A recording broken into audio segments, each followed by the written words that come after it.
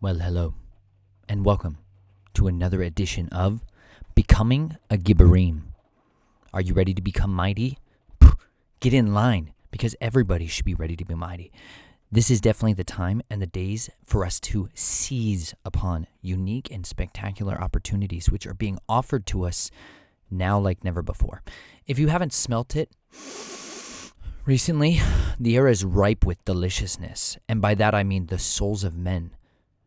If you don't know about the souls of men, we're going to have to back this series up, and you're going to have to jump back in way earlier. Go back to part 1, 2, and 3, especially part 3. You've got to learn about spirit, body, and soul, and you got to recognize that the soul that we're seeking is the mind, the will, the emotions of individuals. And we are trying to capture that because there is always an ever-present darkness which is stalking people, an actual, almost supranatural intelligence source that's perpetually pouring itself out and waging a relentless war against the minds of men and women and children every single day. And they do seek with absolute vigor to perpetually grab a hold of and seize and weaponize the souls of man. So if you haven't noticed that lately, it's okay. It's a good day for you to recognize and learn about the tactics of the enemy and how you yourself personally, as in the person I'm actually looking at right now, you can become weaponized to be far more effective for the kingdom of righteousness than you ever thought was possible. Because if you really want to be mighty, you know what it's not going to take? The ultimate sniper rifle in the history of mankind. It's not going to make you into the American sniper, actually, because you know what happened to him? He ended up murdered. Shocker. People who live by that kind of a sword tend to also die by that kind of a sword because they get betrayed by the people that they put their faith in a lot of ways. And it's real. There's a lot of SKTs, special kill teams out there, that if you go do work for them for long enough, like said American Sniper, they tend to come back and put calling cards back on you because you tend to do work for people that don't want that kind of stuff seeing the light of day ever again. And when you're a death dealer, it tends to be that the Reaper comes hunting for his pound of flesh. True story. So check out Soul Ties and The Cost of Killing. That's a fantastic episode if you've ever considered that. The soul hunting that I'm talking about today is not going to involve as much of that kind of a sword. That being said, there's going to be a lot of talk today about blades because there's going to be more spears in people's hands again. And spears are incredibly important. But spears, as much as they are a close-up actionable tool, they're also a distance weapon. We're going to see someone who uses a spear right now to send a message that is far more effective than a chunk of lead could ever hope to be. And I'm really excited about this week one because today we're going to learn about super weapons. Yes, if you're hunting souls for the kingdom of righteousness, you can have super weapons available to you that are not available to anybody else, not even in the mimicry camp of the kingdom, because I'll probably talk about Men in Black at some point in here. Probably. I don't know. It's a fitting day. We're going to talk about the Slumber. There's a weapon that you can be bestowed upon you or you can use to completely cause everybody around you to fall asleep to such an extent that you can sneak up right up onto their face and they would never even know it. And it happens a lot. If you haven't read The Sword of Awesomeness recently, highly recommended. It will basically feed you and teach you about ways of sneaking and getting around and using reconnaissance, finding out information surreptitiously. That's like sneakily. And you need to find out information sometimes very sneakily. Like right now. Right now is still kind of a lull in the storm out there, and it's a really good time to gather some intelligence. It's a good time to go scouting. If you didn't know it, I am an Eagle Scout, which means I was unfortunately, in some ways, raised up through the ranks of the Boy Scouts. There's some really good things that I learned in that. I learned a lot of very valuable skill sets, which were spectacularly beneficial throughout the rest of my life. A lot of that had to do with discipline. The big bad nasty that we got to point out here right now is that it's an oath-keeping secret society as well. True story. I got initiated into the Order of the Arrow. They have all these secret passwords just like every other Luciferian cult tends to do. They've got a lot of that kind of stuff going on in there. True story. And if you don't know about that, go ahead and look it up. Somebody out there has been a whistleblower and gave away the secret passwords of the Order of the Arrow. Good job for you, buddy, because we're supposed to expose what people do in darkness. And the Order of the Arrow is one of these elite clubs inside the Boy Scouts of America that you can get secretly initiated into and then have no memory of what happens next. Really, a lot of hallucinatory drugs can be involved and have been known to be involved at times in some of these rites of passage, because a lot of them are based off Native American traditions, in a sense. Yeah, a lot of it is Babylonian magic and mysticism, as usual. Tends to things like that go back to Sumer. It's a bad place. Not necessarily the land itself, just the gods that have ruled over it, where the nations were divided according to the number of the sons of God. Check out Psalm 82 is a really good one. If you haven't known that there's a divine council that reigns over the earth is divided to spiritual territories as well as physical territories. And because of that, there's principalities, powers, rulers, dominions, and authorities that sit over all these different places, and the earth is divided, and they should be righteous gods. They should be, right? They should be righteous. Elohim is a better word. It's like the spiritual, the physical and plural, the singular and the plural form of God, gods. Angels could fall into there. The Most High, Elohim, like Yahweh, he falls into that category of like the Elohim. But the earth has been divided and separated according to the number of the sons of Elohim. So because of that, there is certain gods, Elohim, that rule over different territories, spiritual territories and physical territories, that actually disseminate out through a spiritual hierarchy and then through a physical hierarchy their will and their commands on the earth. It's a very, very, very interesting system. Dr. Michael Lake, highly recommend his research on it. Dr. Michael Heiser is another one who's done some fantastic work on it. If you haven't looked into those fellows recently, check it out. There's some meat, like so much meat, you will probably never digest it all because our bodies are weak to digesting meat. Mine too. Sign me up for that class. I've been signed up for it for a long time. I've got stacks of research from Dr. Michael Lake that he sent me one day, which was a miracle. And I waged my way through that, and it took me a long time to digest it. I still am digesting it. It was fantastic. But there's all kinds of things like that that are happening out there that it's really important to understand, because Yahweh has counselors. He does. He actually has a divine council. He takes counsel with them, and they make decisions together collectively. He's a supreme authority, but he also makes decisions with counselors, other spiritual hierarchy of righteous Elohim that did not rebel. But then there's a similar one. Think of, Mount Olympus. If you haven't, that's Greek and Roman mythology that kind of deals with like different gods contending and trying to fight their way up to the top of the pyramid, right? It's really kind of the upside down pyramid. It's an inverted pyramid in a serious way. It's a descension cult as much as it's an ascension cult. So those ones are reigning and seeking to usurp other principalities or powers in order that they might be able to rule and capture the souls of men. Because you see, the real players in the history of the world understand that it's not a game for money, power, control. It's a game for the souls of men. That's all that it really comes down to, is the spirits and the souls of men. Those are what are the real currency in existence, because eternity is at stake.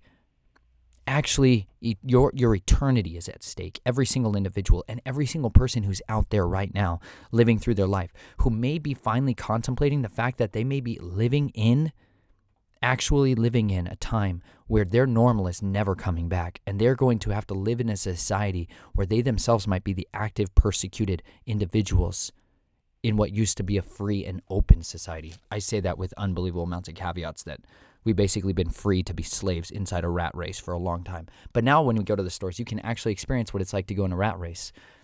Really. You got the arrows going this way and the arrows going that way, and check-in lines, check-out lines that are regulated by people that have screening capabilities. It's getting wild out there. I'm trying to tell you guys, get ready for it. But today, we're going to jump into a little bit of the story in 1 Samuel. If you haven't been tracking along with us, we are studying mighty men and mighty women. These are people that were tested in a serious way, to such an extent that the literal blood, sweat, and tears of their body oozed out, and they spilled it out on the face of the earth in order to stand either in direct opposition to the righteous people and or to contend for the righteous and see justice and deliverance and hope and mercy extended to those who were oppressed. And it makes them powerful. It makes them very unique. And as usual, we're jumping right back into David, his mighty men, some of my favorite characters in the history of known time, like, oh yeah, get ready for this, spear hunters.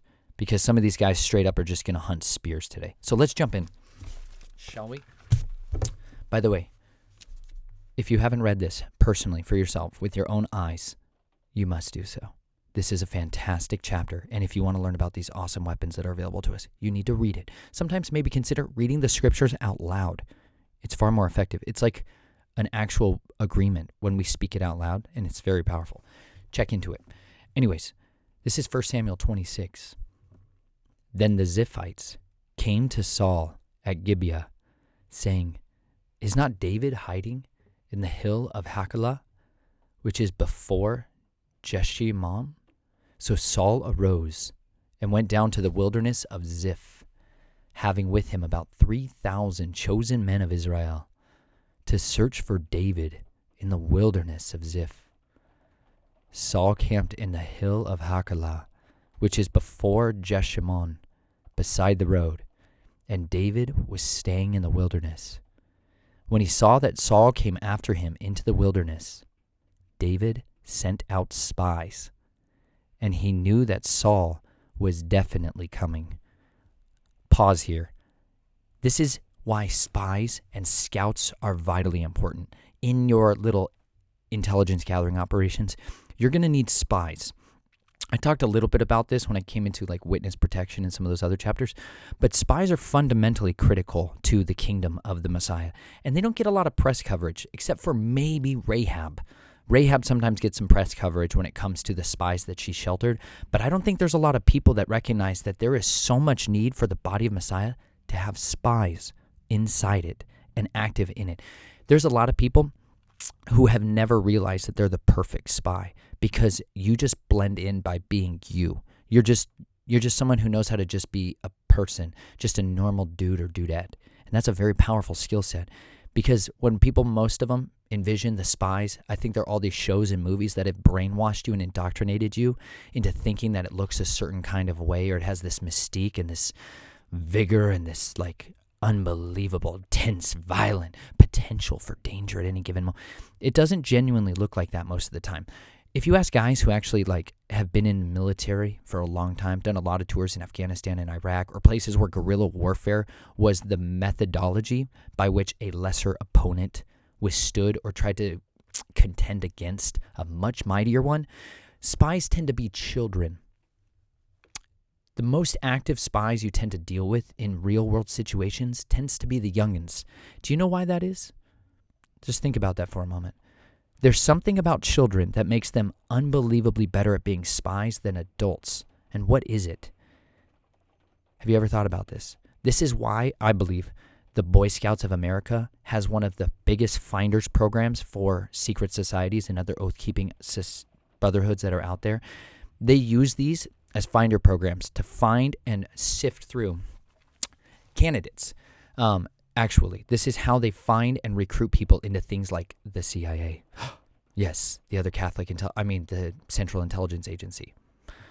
So there's a lot of reasons that they're looking for children to be spies. But the predominant reason above all of them is just that children tend to blend in and not be noticed as much. Now, granted, there's some places where children just should not really be there, but they're a lot less than you think. And because of that, children tend to be some of the best spies that anybody ever deployed and employed out there. They can be some of the most unique observers in existence because they look at the world through lenses that have not been blurred and have not been fuzzed out by the systems of the world in the same way. They still have a sense of understanding about the world that is unique and rare. Their physical five senses tend to also just be a lot better.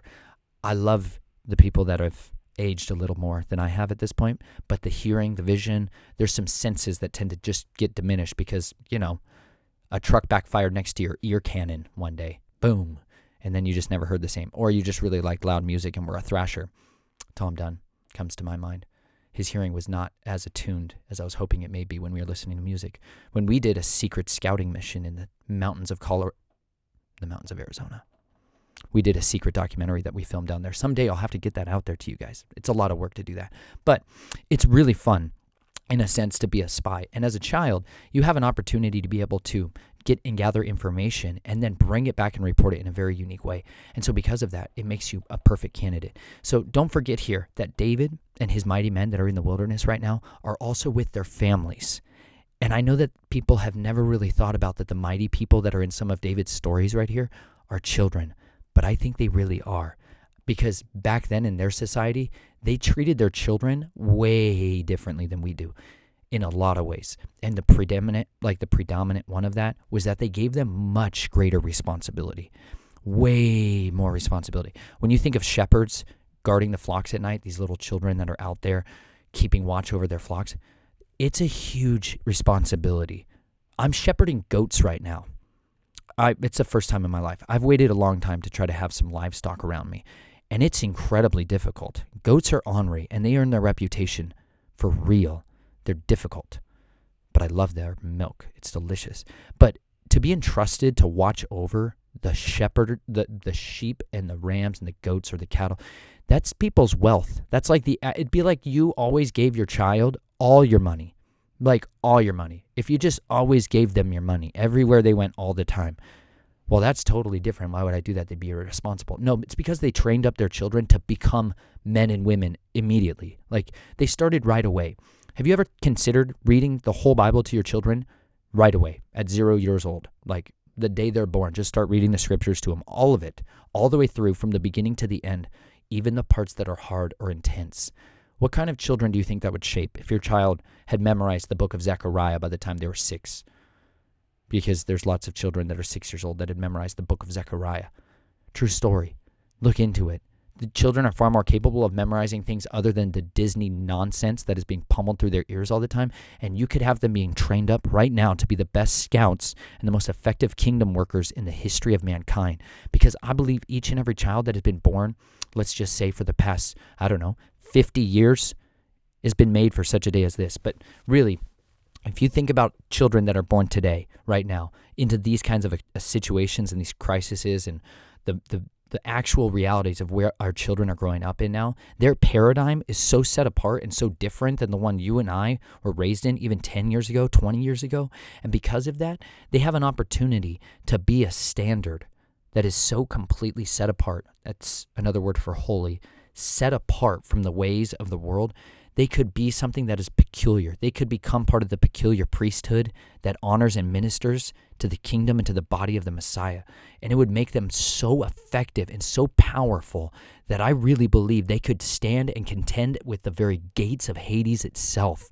Because don't forget, at the end of all this, Hades himself comes out and commands armies that are so good, they're going to take basically portions of the entire earth captive or to destruction. Don't forget, the enemy has in his camp coming out, he's got death as his general.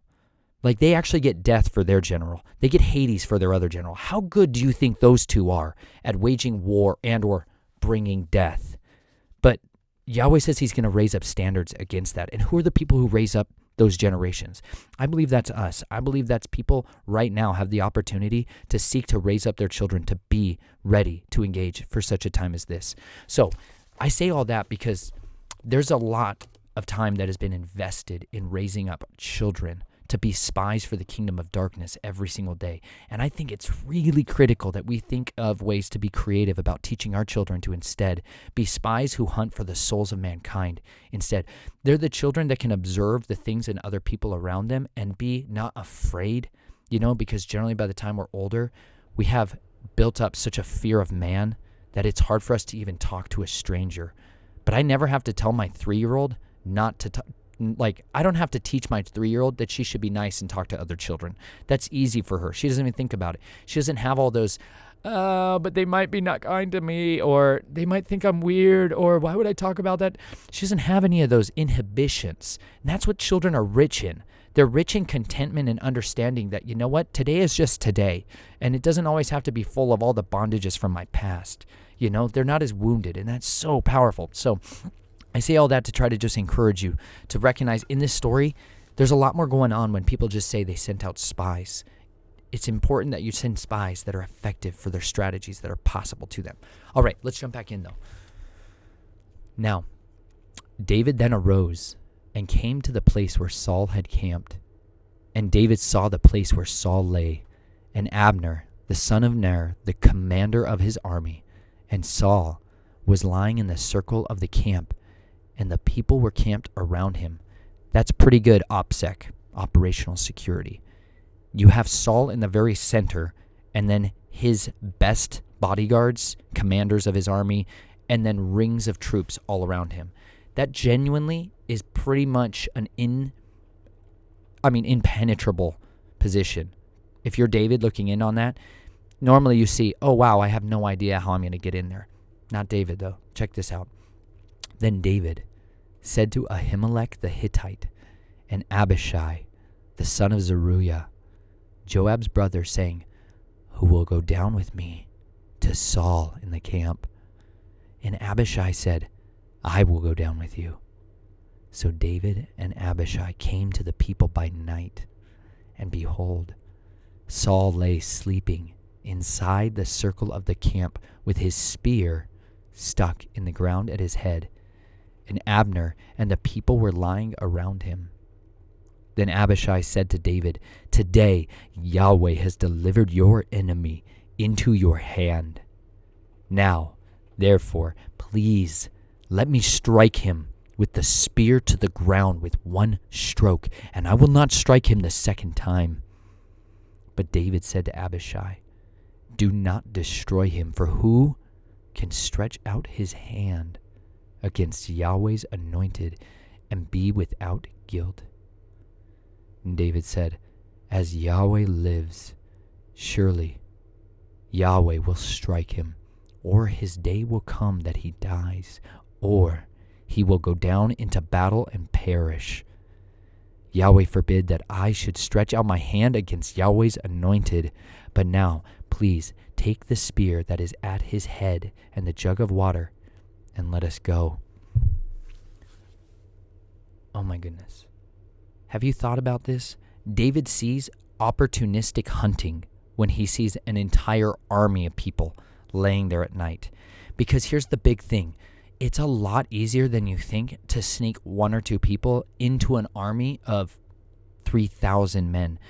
And it just says the chosen men. What it doesn't talk about is the supply chain. There's almost always a huge supply chain that comes with any time any military moves, because 3,000 humans eat constantly. There's so much water, there's so much food that is needed, there's so much transportation. There's all of these things that are needed. Like generally, a lot of times, you can have a 4-to-1 ratio for your infantrymen to the whole supply chain that supports them. And so you could be looking at more like 12,000, 15,000 maybe, that would have to be moved and relocated in order to do that. Which means, a lot of times, you can blend in just fine. And so David takes with him one battle buddy. One battle buddy against, let's say, just 3,000. We'll just leave it at that number. But because of that, David has another super weapon that's about to be pulled out here that's so mighty, it needs to be given its proper time. But I needed to make sure that you caught something here before we move on. David here, this is the second time, by the way, that David has an opportunity to slaughter King Saul. And yet this time, he is not tempted with the bloodlust like he was before. This time, he has a standing order of understanding that the authority, the proper hierarchy, is Yahweh as the avenger. Yahweh is the avenger. Yahweh is the one who just did this for Nabal. Remember, Yahweh petrified Nabal, turned him to stone. That's pretty spectacular. If you serve the Most High Elohim above all the other Elohim, he can actually avenge you of your enemies immediately. Like there's times I've prayed prayers of forgiveness, lots of forgiveness for people that have done horrible things.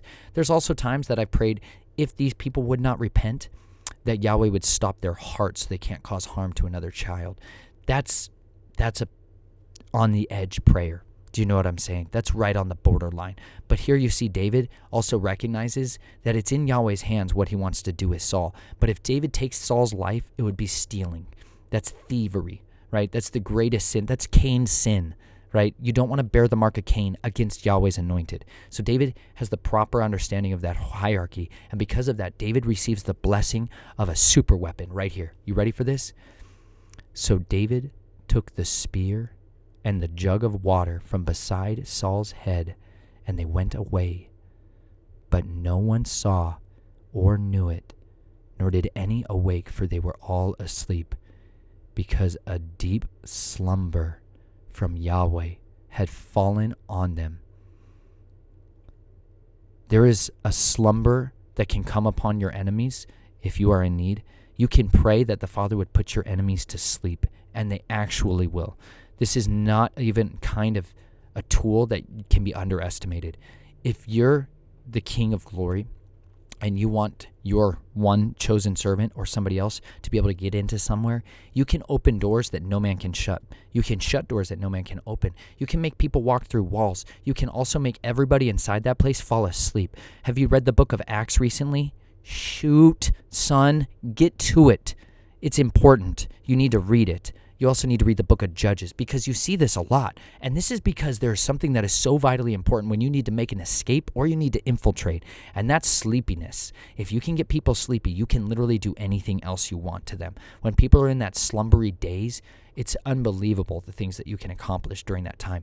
And this is how people in the underground church, in non-permissive environments, this is how they get through places like checkpoints. Because guess what? Checkpoints are coming. Do you ever consider that? If checkpoints show up, bad day, bro, for most humans.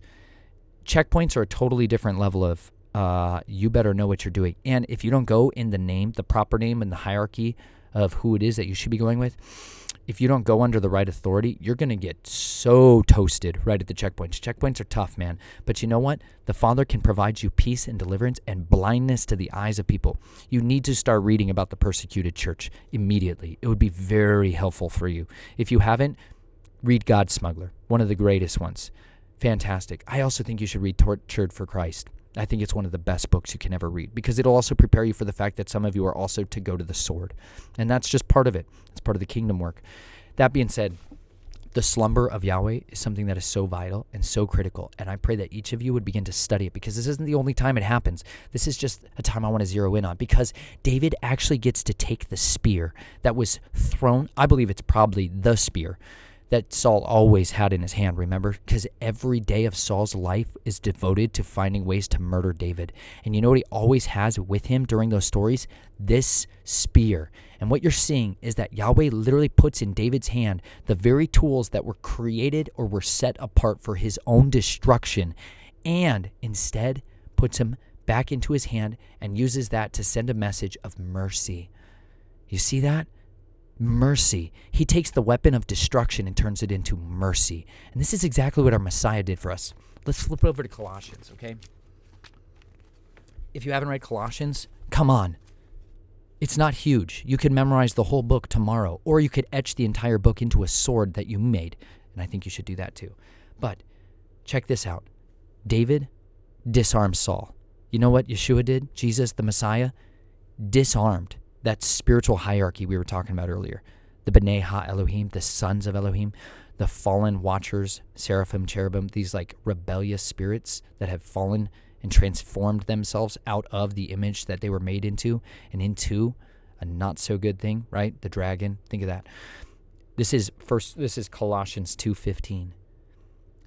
When he had disarmed the rulers and the authorities, he made a public display of them, having triumphed over them through him. He disarmed the principalities, the powers, the rulers, the dominions, the authorities. He disarmed them. He took the weapons that were once in their hands and snatched them out of their hands. It says he took captivity itself captive. But the most important thing I believe that he took was the keys of death. He took the keys from he who had the power over death, which was the dragon.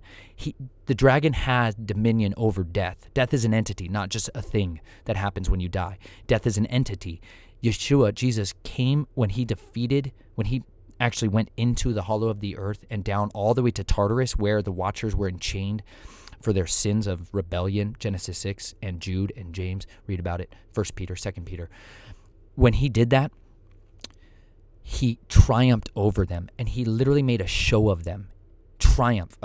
If you haven't read about Roman triumphs, it's a big deal. They tend to also build arches, which is another big deal. Think of Chad Schaefer and his book on the arches. Fantastic. Is it Egypt?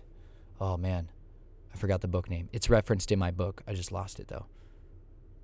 Back to Egypt, out of Egypt. The triumphal arches. Anyways, look up Chad Schaefer and his wonderful work on that. He has a show called Disputed Lands. Highly recommend him. He is one of dearest brothers. His talk from Take on the World in 2019 was one of the most heartfelt cries of powerful teaching, but also just a man weeping and screaming for mercy. that was so powerful, it still echoes with me to this day. I absolutely love that. I recommend you go check that one out if you haven't recently. But that being said, a triumph was literally where you paraded your defeated enemies around, mockingly so. Where you like dragged them around, sometimes like stripped of all of their authority, sometimes stripped naked, right? Think of what they did to our King and our Messiah. They did that to the kings of the earth. They would drag them around and just show off how they trumped them. They would show off all the spoil a lot of times that they took from them as they did that. This is what Yeshua did when he went back down into the earth. And when he came back up, he took all the captives that were once held captive by death and Sheol and the grave, and he also raised them up. That's so mighty. He showed them that, right? That being said, this is exactly what David does here. Then David crossed over to the other side and stood on the top of the mountain at a distance with a large area between them. David called to the people and to Abner the son of Ner, saying, "Will you not answer, Abner?" Then Abner replied, "Who are you who calls to the king?" So David said to Abner, "Are you not a man? And who is like you in Israel? Why then have you not guarded your Lord, the king? For one of the people came to destroy the king, your Lord. This thing that you have done is not good. As Yahweh lives, all of you must surely die, because you did not guard your Lord, Yahweh's anointed. And now see, where's the king's spear and the jug of water that was at his head?" Then Saul recognized David's voice and said, "Is this your voice, my son David?" And David said, "It is my voice, my lord the king." He also said, "Why then is my lord pursuing his servant? For what have I done? Or what evil is in my hand?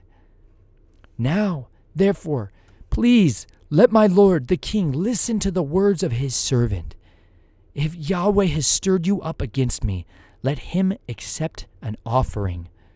But if it is men, cursed are they before Yahweh, for they have driven me out today so that I would have no attachment with the inheritance of Yahweh, saying, 'Go, serve other Elohim.' Now then, do not let my blood fall to the ground away from the presence of Yahweh, for the king of Israel has come out to search for a flea, just as one hunts a partridge in the mountains."